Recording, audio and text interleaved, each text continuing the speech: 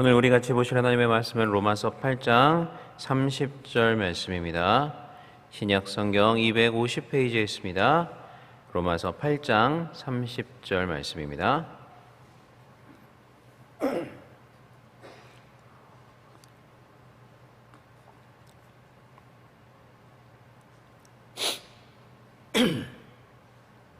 로마서 8장 30절 말씀 다 찾은 줄 알고 한 목소리로 같이 읽겠습니다. 또 미리 정하신 그들을 또한 부르시고 부르신 그들을 또한 의롭다 하시고 의롭다 하신 그들을 또한 영화롭게 하셨느니라. 아멘. 자, 우리는 계속 소명에 관해서, 우리를 부르심에 관해서 말씀을 듣고 있습니다. 지난 시간에 이어서 오늘은 우리의 부르심의 원인이 무엇인가에 대해서 잠시 말씀을 드리고자 합니다. 우리가 받아들이고 있는 웨스트민스터 신앙고백서 제10장 2절은요, 소명, 곧 우리의 부르심의 원인을 다음과 같이 설명을 하고 있습니다. 제가 한번 읽어보겠습니다. 이 효과적인 부르심은 값없이 베푸시는 하나님의 특별한 은혜로만 이루어진다. 그것은 하나님께서 사람 안에 있는 어떤 조건을 미리 보고 하시는 것이 결코 아니다. 인간은 성령으로 말미암아 소생하여 새롭게 된 후에 그 부르심에 응답하게 되며 그 전달된 은혜를 받아들일 수 있게 된다. 이 점에 있어서 인간은 전적으로 수동적일 따름이다. 자, 이 신조는 우리가 부름을 받고 하나님을 믿게 되는 원인이 값없이 베푸시는 하나님의 특별한 은혜다라고 말을 하고 있습니다. 자, 이에 대해서 로마서 9장 11절은 이렇게 이야기하고 있는데요. 같이 한번 찾아서 읽어보겠습니다. 로마서 9장 11절 말씀입니다. 네, 같이 한번 읽어보겠습니다. 시작. 그 자식들이 아직 나지도 아니하고 무슨 선이나 악을 행하지 아니한 때에 택하심을 따라 되는 하나님의 뜻이 행위로 말미암지 않고 오직 부르시는 이로 말미암아 서게 하려 하사. 아멘. 자, 이 구절은 야곱과 에서에 관한 내용인데요. 그들이 아직 나지도 않고 무슨 선이나 악을 행하지도 않았을 때, 즉 그들이 리브가의 엄마였던 리브가의 뱃속에 있으면서 그 어떤 공로도 주장할 수 없었을 때, 그때 하나님께서 오직 부르시는 이이신 하나님께서 그들을 한 명은 택하고 한 명은 택하지 않으셨다. 즉 야곱은 택하셔서 부르시고 에서는 그러지 않으셨다라고 말하고 있습니다. 즉 하나님의 부르심은 오직 하나님의 택함과 은혜에 의한 것임을 방금 읽었던 로마서 말씀은 우리에게 말을 해주고 있는 것입니다.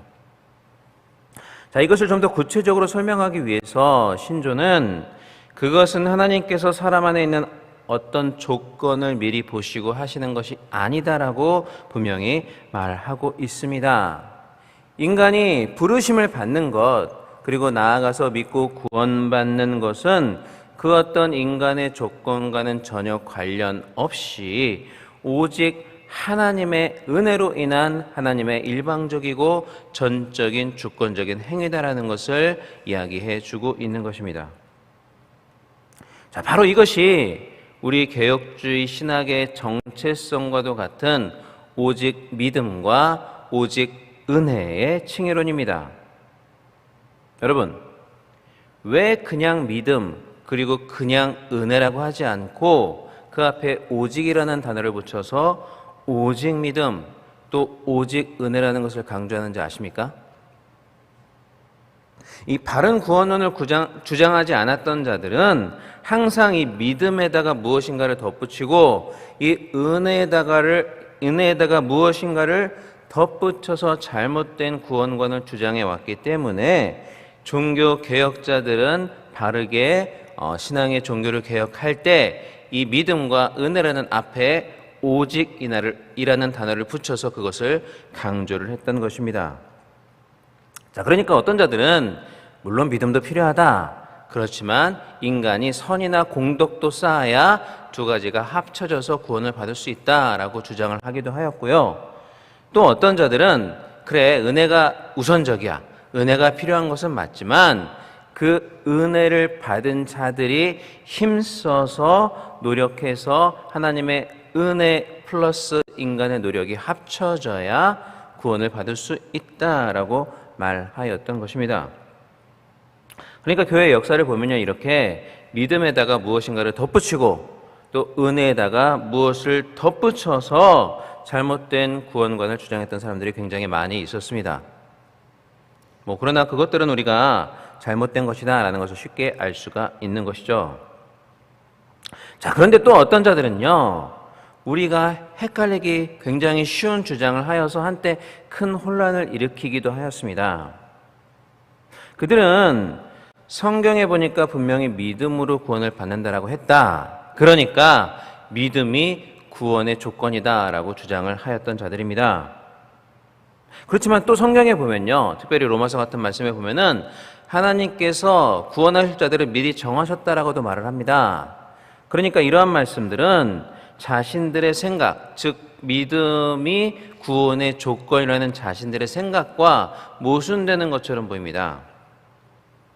그래서 그들은 이러한 모순을 피하기 위해서 굉장히 교묘한 주장을 펼치기 시작하는데요. 하나님께서 구원하실 자를 예정하신 것은 맞는데 그 예정은 우리 개혁자들이 말하는 것처럼 오직 하나님의 뜻에 의한, 하나님의 기쁘신 뜻에 의한 그러한 예정이 아니라 하나님께서 나중에 어떤 사람이 믿을지를 미리 아시고 그 사람의 그 믿음의 근거에서 그 사람을 예정하신 예정이다. 즉 소위 말하는 예지 예정이다라고 주장을 했던 것입니다. 그러니까 쉽게 말하면요, 하나님께서는 전지전능하시기 때문에 미래에 무엇이 일어날 것을 미리 아신다는 거죠. 그렇기 때문에 미래에 어떤 사람이 태어나서 그 사람이 믿음을 결정할지 안 할지도 아신다는 것입니다.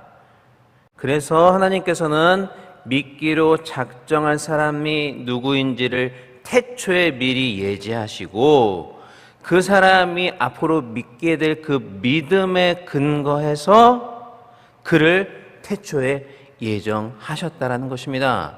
시간적으로만 태초에 예정하신 것이지 그 예정의 근거는 하나님의 뜻이 아니라 인간의 믿음에 달려있는 거죠. 그리고 이것이 그들이 말하는 하나님의 미리 정하시고의 의미라는 것입니다. 그러니까 굉장히 그럴듯해 보여요. 성경의 말씀과 상충되지 않는 것처럼 보입니다.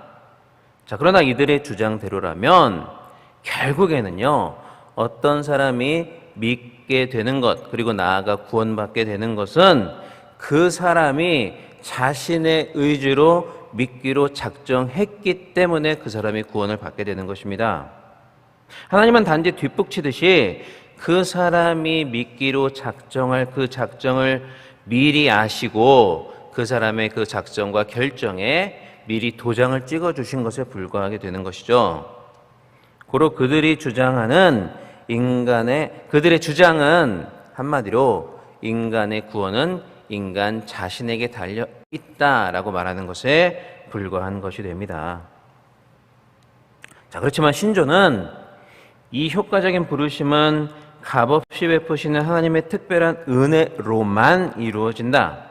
그것은 하나님께서 사람 안에 있는 어떤 조건을 미리 보시고 하시는 것이 아니다라고 분명히 이야기를 하고 있습니다. 바로 이 예정론자들을 겨냥하고 이들의 주장을 콕 집어서 부정하고 있는 대목이 바로 이러한 대목인 것이죠. 그렇기 때문에 우리가 성경적인 구원을 바로 이해하기 위해서는요, 이 오직 믿음과 오직 은혜라는 두 가지를요, 한 세트처럼 우리가 같이 붙잡아야 되는 것입니다. 오직 믿음만 강조하다 보면 자칫하면 예정론자들이 오해했던 것처럼 믿음을 구원의 조건으로 생각할 수도 있기 때문입니다. 그렇기 때문에 우리는 믿음으로만 구원을 받는다라는 오직 믿음을 주장하되 그것을 오직 은혜라는 바탕 위에서 주장해야 된다는 것입니다. 그 믿음마저도 하나님께서 우리에게 주신 선물이다. 그러니까 우리는 구원에 있어서는 아무런 공로도 없다라는 것을 알아야 된다는 것이죠. 그리고 이 사실을 에베소서 2장 8절이 아주 정확하게 이야기해주고 있습니다. 제가 한번 읽어보겠습니다. 너희는 그 은혜에 의하여 믿음으로 말미암아 구원을 받았으니 이것은 너희에게서 난 것이 아니요 하나님의 선물이다. 믿음은 하나님의 선물이다라고 에베소서 2장 8절 말씀 우리에게 분명히 이야기해주고 있습니다. 자, 이처럼 우리가 부름을 받고 구원을 받는 이러한 모든 과정에 있어서는 전적으로 하나님의 은혜만이 작용하는 것이고요. 이 문제에 있어서 우리 인간이 할 수 있는 것은 아무것도 없습니다. 그래서 신조도 이 점에 있어서 인간은 전적으로 수동적이다라고 말을 하고 있는 것이죠. 믿음마저도 은혜의 선물이며 인간 편에서는 구원의 그 어떤 공로도 주장할 수 없다라는 것이 바로 우리 개혁주의가 말하는 구원론인 것입니다. 바울 이후에 최대의 신학자라고 불려지는 어거스틴은 하나님의 전적인 은혜를 강조했던 은혜의 신학자였습니다.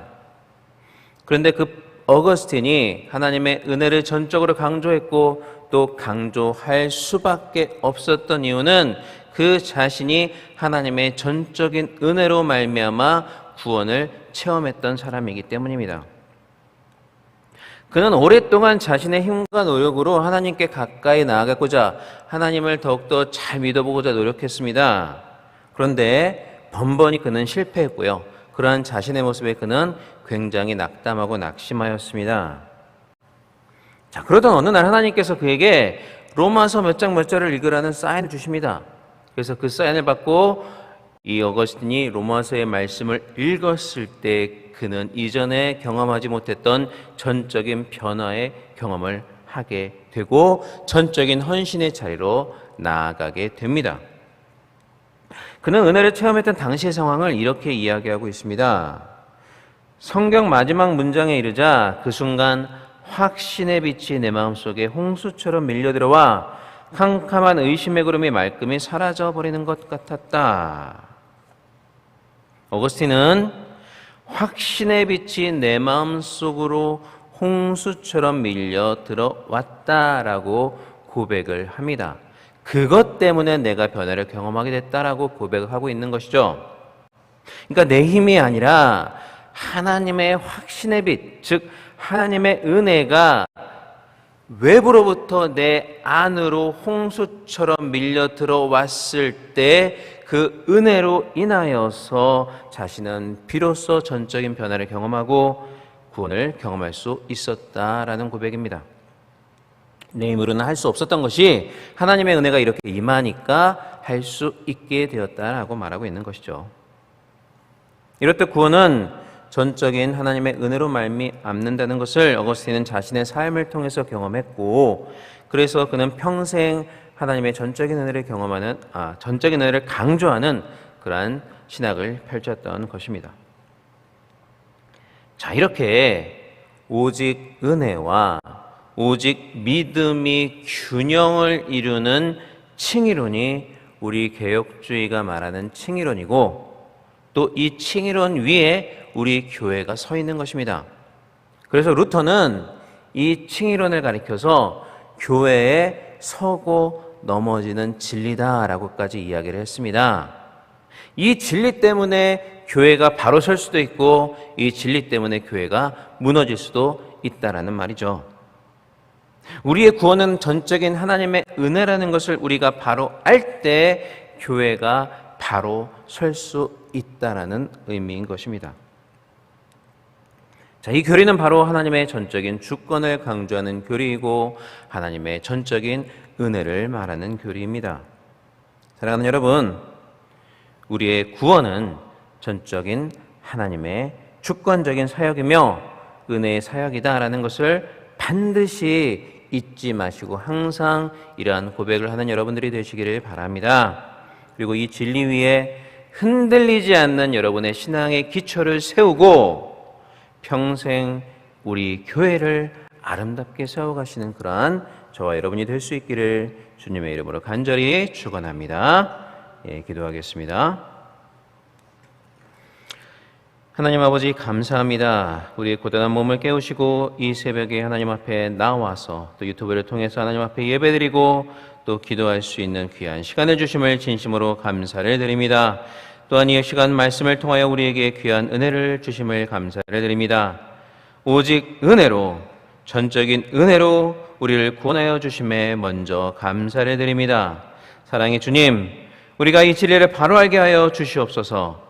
그리고 늘 주님 앞에 겸손하고 감사하는 자가 되게 하여 주시옵소서. 이 진리 위에 굳게 서서 하나님이 교회를 바로 세워가는, 또 우리 귀한 세대인 교회를 바로 세워가는 그러한 우리가 되게 하여 주시옵소서.